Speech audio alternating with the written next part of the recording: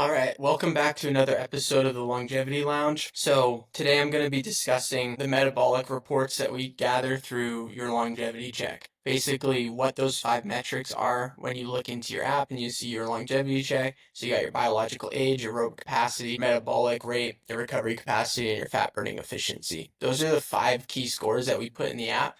And because we feel like if we can improve these scores, it's going to have the most benefit when it comes to your health span, so your body, your ability to live a better quality of life for longer. I'm going to go into kind of each score, what they mean, why they're important, and how we can improve them. But first, let's just start off with kind of the longevity check. So longevity check we do every 3 months for the members, and it allows us to basically get a better insight into your cardiovascular health and your overall metabolic health. What it is essentially showing us is how efficient your body is during exercise when it comes to your metabolic flexibility, and then also how efficient your body is at rest. Some people can be very efficient at rest, not efficient at exercise, and then also the inverse. Everyone who does these scores is probably going to have certain areas where they're stronger and certain areas where they're weaker. And we want to see if we can get all 5 of these metrics to get into the excellent category, because each and every single one of them is going to have a pretty large increase when it comes to your overall mortality risk and your overall quality of life. So you want to make sure you're doing those longevity checks every 3 months. You also get a consultation included with those longevity checks. You want to schedule that. They will go through the whole report with you, and you can ask specific questions about which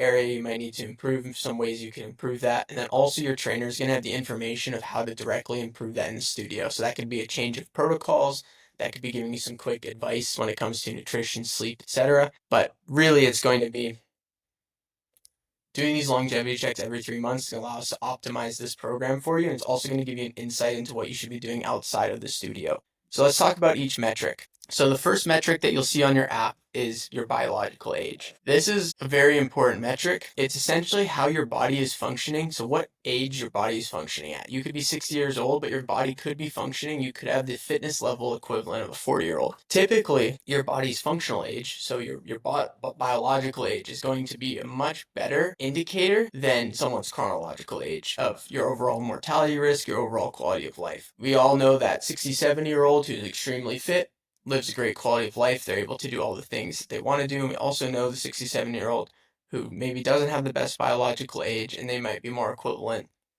to someone who's 80 or 90 years old. The way your biological age is calculated is off 3 main metrics. So basically it's going to be your fat burning efficiency, your VO2 max, and essentially your overall metabolic flexibility. So if we improve those 3 areas, we're going to improve your biological age. People who are younger typically have better metabolic flexibility, better fat burning efficiency, better cardiovascular fitness. By improving all 3 of those areas, you're going to have a much better overall biological age. Of course, there's other factors that go into someone's actual age, but when it comes to biological age, it's really how your body's performing. We essentially look at VO2 max, metabolic flexibility, also the breathing coordination and some of the recovery markers, and what they do is they basically take all that data, they compare it against normative standards, and that's what calculates your biological age. You usually want to aim for about 10 years younger than where you're currently at. That is going to allow you to kind of stay ahead of the game. You can't really change your birth date, but you can change how fast or slow you age. And what I mean by that is the typical symptoms of aging, right? Losing muscle mass, sarcopenia, so gaining more fat, losing muscle mass. The natural decline in muscle mass and VO2 max is typically 5 to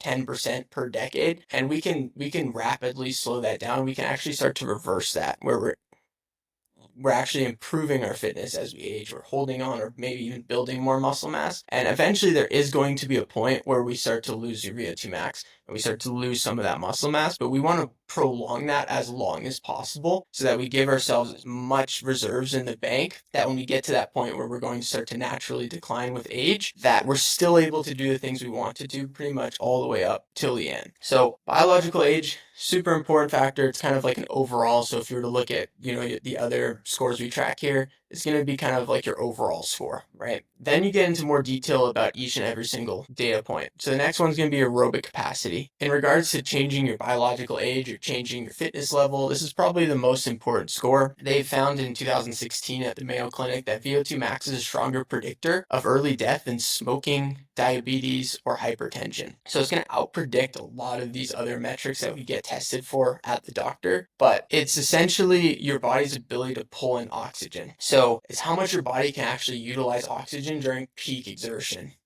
This is going to allow us to know just basically how efficient your body is. So how much oxygen can you pull in, how much oxygen are you able to get to those muscles. It's going to increase what's called your lactate threshold, so that's your body's ability to fight off fatigue. So someone with a low VO2 max might struggle just walking up the stairs. Someone with a high VO2 max, they're going to run up the stairs and they're not going to get winded at all. So it's going to improve your body's ability to do all things you want to do.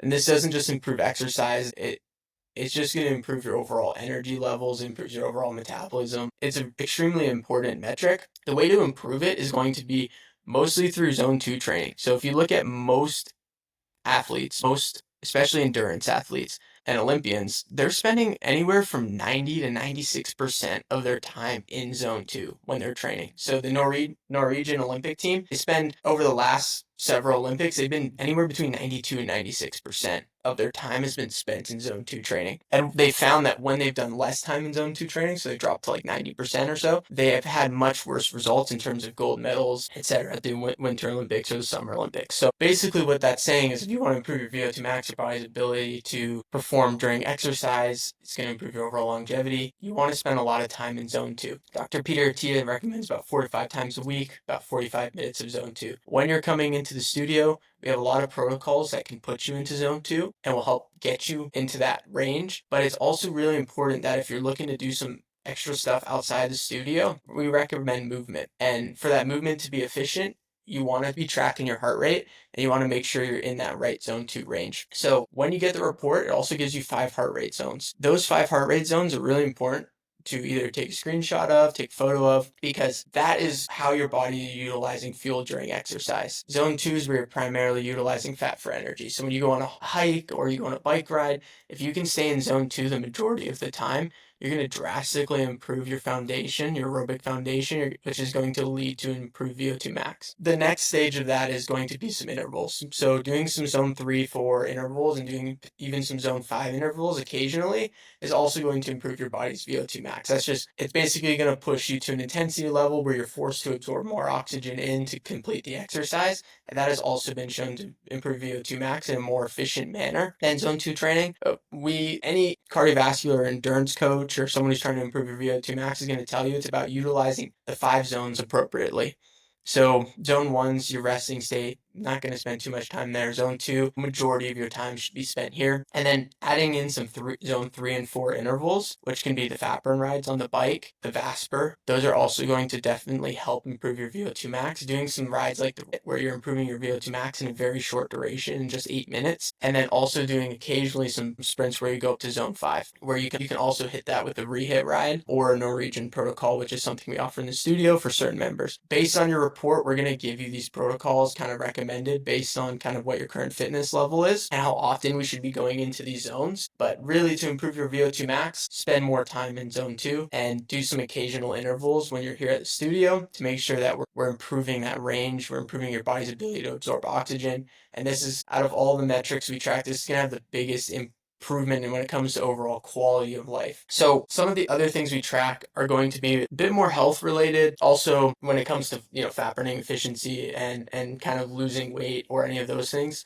So the next one's going to be your metabolic rate. And your metabolic rate is basically the number of calories that your body burns at rest and also while moving. It is measured and it's not really estimated. It's within 98% accuracy, so it's about as close as you can get to determining what your true metabolic rate is, and that's just your body's ability to, how many calories you're burning at rest, how much you're burning during exertion. Improving this metric is going to make losing weight, holding onto muscle easier.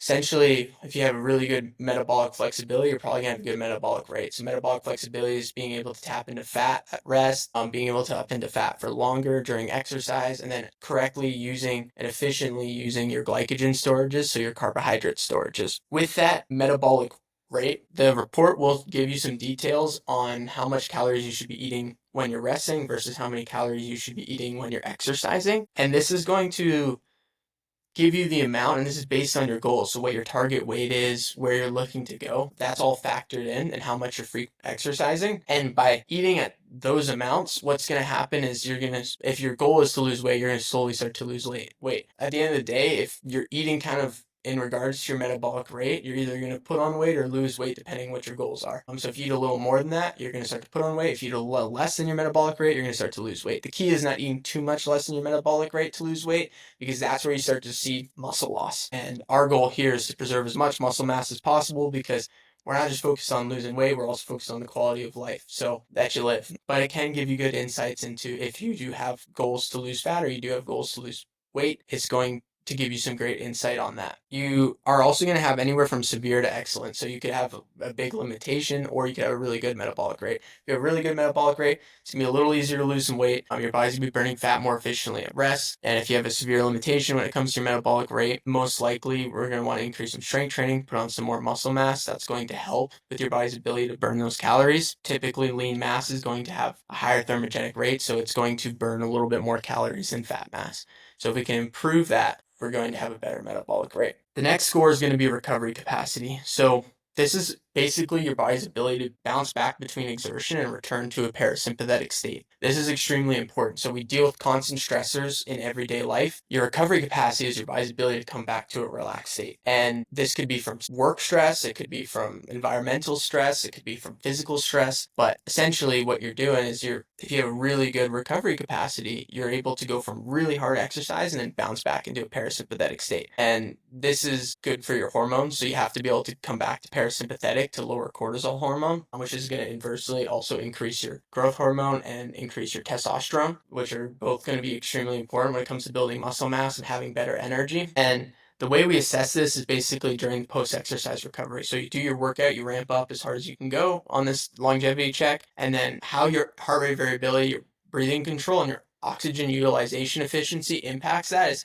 how quickly we kind of bring that heart rate back down. And improving this is going to definitely protect you against cardiovascular risks. It's also going to prevent you and protect you against inflammation, because it's just our body's ability to come out of that high cortisol levels. And stronger recovery, you're going to get better progress, you're going to have better immunity, your hormonal balance is going to be better. You're just going to get more sustainable, better results from our studio. So we definitely want to be improving that. One of the ways to improve that is focusing on your breath intensive exercise. So if you're doing a hard strength training session, in those rest periods between, really try and focus on big 4-second inhales, hold at the top, 6-second exhale. And that's going to start to slowly train your body to come back down into a parasympathetic state during the exercise, after the exercise. Same goes for if you're stressed at home. Something's going on, get stressed out, we get out of that parasympathetic state. Focusing on your breath work can really quickly drop you back in. It's also a good quick tip is if you're having issues where your mind's overactive while you're sleeping, so you're waking up thinking about things, so your body's tired but your mind's really active, waking up, focusing on some breath work, usually you can, within 10 or so breaths, really start to get yourself back into that parasympathetic state and start to get back to bed. If that is not working, one of the things you can do too is basically you can do like a hot shower followed by a cold shower. And I know the cold shower kind of sounds crazy to do in the middle of the night, but if you do a hot shower, cold shower, it kind of breaks that cycle. And then focusing on that breath work, a lot of times you'll find that your mind will relax and be able to go back to sleep a little bit better. So that's just a bit of a tip if you're struggling with kind of the recovery capacity, heart rate variability. And then the last thing is going to be your fat burning efficiency. So this is just your body's ability to utilize fat for energy, and it's a very good indicator of your fitness level. The longer you're able to utilize fat for energy during exercise or during a ramp, especially during low to moderate intensity movement, typically the better you're going to have when it comes to a VO2 max, comes to overall cardiovascular fitness. If you have impaired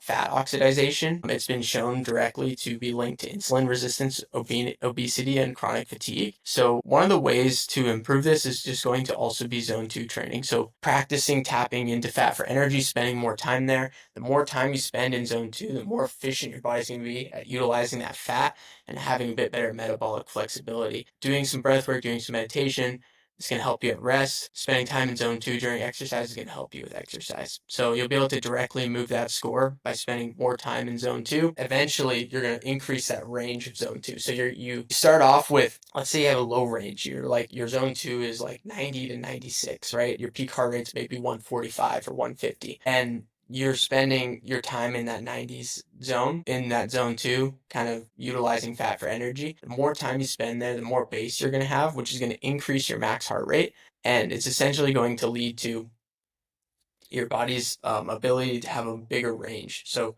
it might go from 90 to 96 all the way to 100 to 120, right? Where you have a much larger range where you can spend more time in zone two. It's going to be easier to stay in zone two.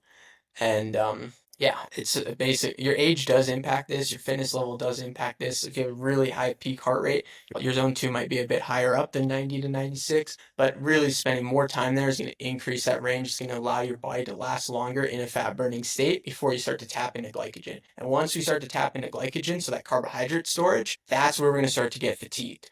So basically, once you go over 1 RER, which is your respiratory exchange ratio, so that's when you start going away from fat and then into carbs, is when you're at 1 RER. Once you tap into that, you basically have a time limit on how long you can last there before you fatigue out. Most common examples of this is runners. They have to fuel themselves during races because a lot of times they'll be racing in zones 3 and 4 when it comes to their heart rate, and they're not able to stay kind of in that fat burning state because they're trying to get a better result. If they don't fuel efficiently during like a marathon, for example, they're not getting carbohydrates into their body, they're going to eventually hit a wall, and they're either gonna drastically slow down, or they're gonna cramp, or they're gonna have different issues there. So we're not running marathons here necessarily. If you are, that's, the tip is more time in zone two is gonna probably improve your marathon time as well. And make sure you look at the fueling section, because there's actually a page below your heart rate zones that tells you how to fuel properly depending what heart rate zones you're in during a race. But really, with the fat burning efficiency, spending more time in zone two, we're not going to get to that point where we start tapping into fatigue. We're going to be able to stay much longer in zone two, and you're going to be able to have a much better fitness level. And this is also going to lead to an improvement in pretty much all the other areas I mentioned. So that's kind of an overview of the scores, what they are, kind of how they matter, how you can improve them. Improving all 5 of these metrics is going to drastically improve your quality of life. It's going to drastically improve your body's ability to fight off fatigue, burn fat for energy, build muscle. So we really want to make sure that we're improving these metrics. And as these metrics improve, at the studio, we're going to make sure that we're improving and optimizing your protocols based on these metrics as well. So that way, we're constantly getting progress as your goals change, as we hit new milestones, and we improve. So that's essentially the longevity check. I also wanted to go over a couple common questions that we've been getting at the studio. So I'm going to end this kind of with a quick Q&A. Hopefully this, answers some questions that you guys may have. Sometimes, hearing it from other people, you realize you didn't know yourself. So I'm going to just kind of go through them real quick. So one of the most common questions I've been getting posed to me is, how do I schedule my workouts? So basically, each report that we do is going to give you a recommended protocol. And this protocol is going to be some combination of your ARX sessions, so strength training, your cold hits, your Vasper sessions, and then also adding the Carol bike on top of that. Most of the time, we'll put 3 Carol bikes as kind of the amount we recommend, and a lot of people like to do these after their sessions. If there's kind of 2 main ways we can schedule it. So if you have 3 days per week that you're available, and you only got 20 minutes, doing a combination of the ARX Vasper is going to be the most efficient, minimum effective dose. So basically meaning that we're going to get you the most bang for your buck when it comes to your health and fitness if you do 2 Vaspers and an ARX, or 2 ARXs and a Vasper. If you have a little bit more time and you can put some bike rides after, we're going to start to improve some of these metabolic factors a little bit more. And based on what your fitness level is and where we need to improve, you're going to either have a combination of zone rides, intervals, harder intervals like Norwegian protocols, and those are all going to be kind of put in. But basically, the way you schedule your workouts is typically 1 week is going to be 2 ARXs, 1 Vasper. So for example, Monday and Friday, I would do an ARX, and on Wednesday, I would do a Vasper.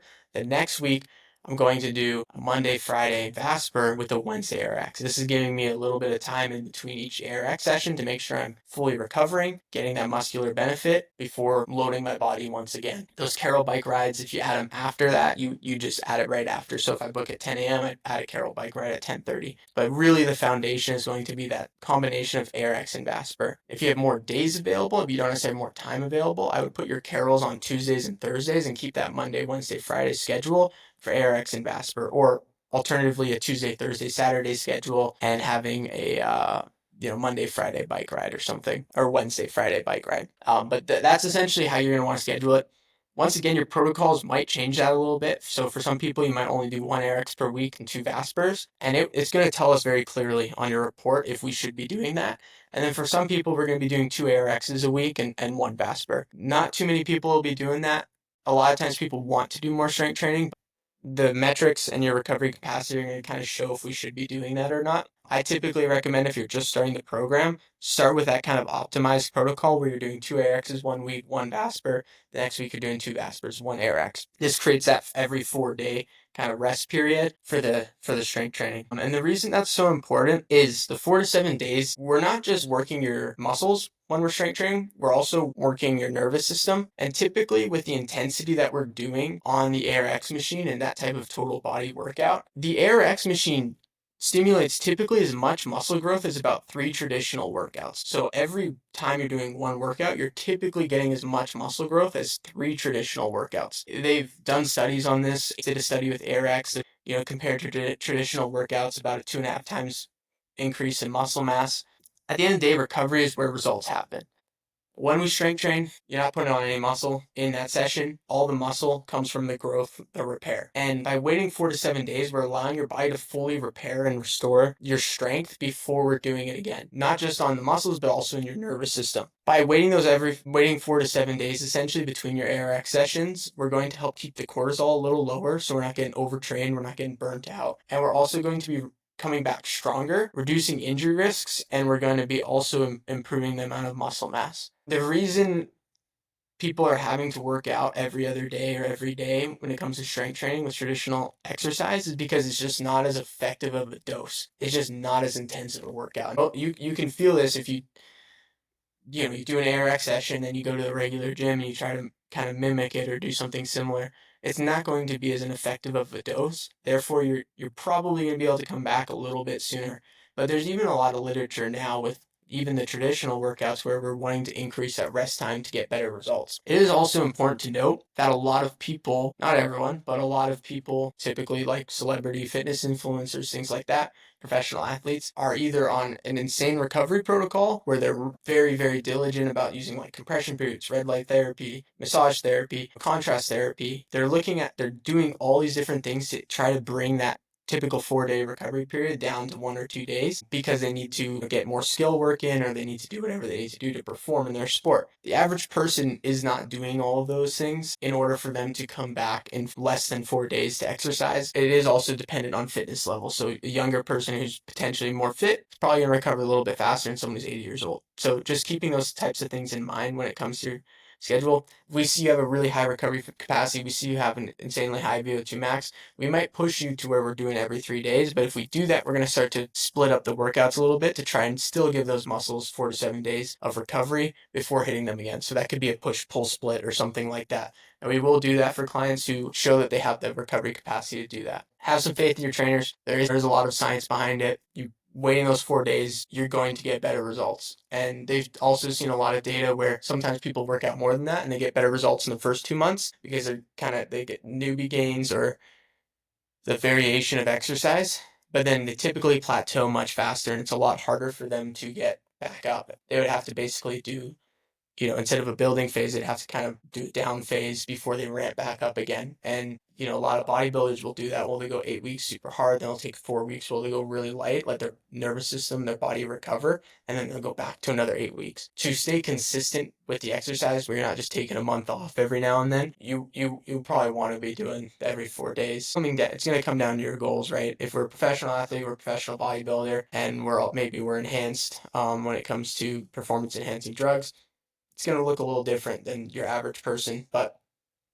for the majority of people, the general public, waiting those 4 days is going to give you much better results. You're going to get a lot stronger, and you're also not going to feel as fatigued and overtrained throughout the week, which is, at the end of the day, we want you to be able to do things, all the things you want to do outside of the gym and not make your life about the gym. We don't want you to just be working out and getting results here, but then everything else you do suffers. Your work rate, your ability to hang out with your family, go do fun things.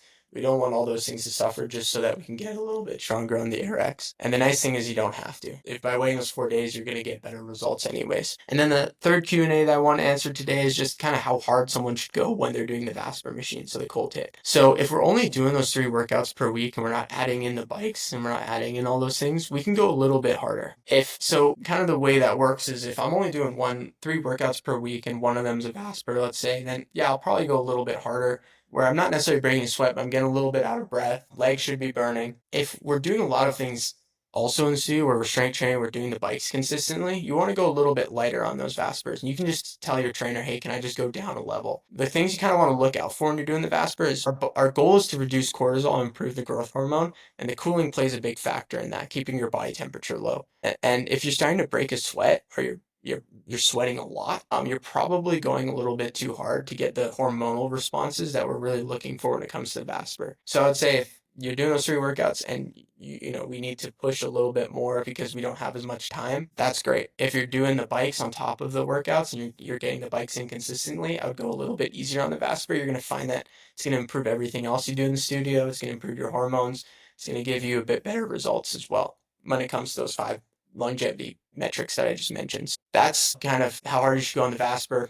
Every day you come in, you might feel a little different, right? We sleep differently, we eat differently throughout the week. If I like to use RPE, so rate of perceived exertion for this, if you're at like a 9 or 10, basically meaning your legs are completely shot, you feel like you can't move, you're going to want to decrease the pressure a little bit. If you're like a 2 or 3, you're going to want to increase the pressure. Kind of the optimal range is going to be anywhere from like 5 to 8. So on the left side of the Vasper when you're doing it, if you're only at a 2 or 3, wait till you're done the first sprint. So go all the way up through the first sprint and then kind of assess where you're at. If you're at a 2 or 3, up those pressures 5 points. If you're at a 7, 8, maybe even 7, 8, you're probably good. You could drop it maybe a little bit. But if you get to a 9 or a 10, drop it about 5 points. That's going to decrease some of that fatigue in the legs, the arms, and it's going to allow you to kind of push through the rest of your workout and get the results that you're looking for. So those are just some tips on the Vasper, how to schedule your workouts, how to go over a longevity report. I hope you guys enjoyed this video. I'll be sending out, surveys and